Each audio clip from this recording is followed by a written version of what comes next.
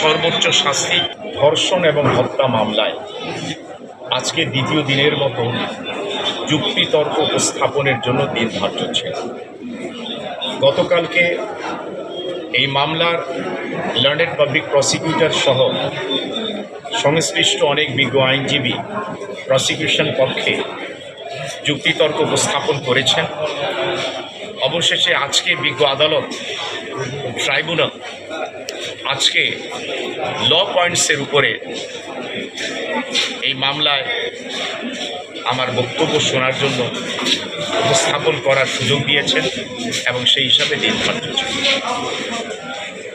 আমি আজকে বিজ্ঞ ট্রাইব্যুনালে আমার সাবমিশন রাখতে গিয়ে বলেছি যে এই মামলায় 29 জন সাক্ষীর সাক্ষ্য, মৌখিক এবং দালিলিক যে সাক্ষ্য উপস্থাপন করা হয়েছে, আমরা এই এভিডেন্সেসগুলোকে যদি পর্যালোচনা করি তাহলে দেখতে পাই যে টিট্টু শেখ সহ অন্যান্য আসামিদের বিরুদ্ধে আনীত অভিযোগ প্রমাণিত হয়েছে।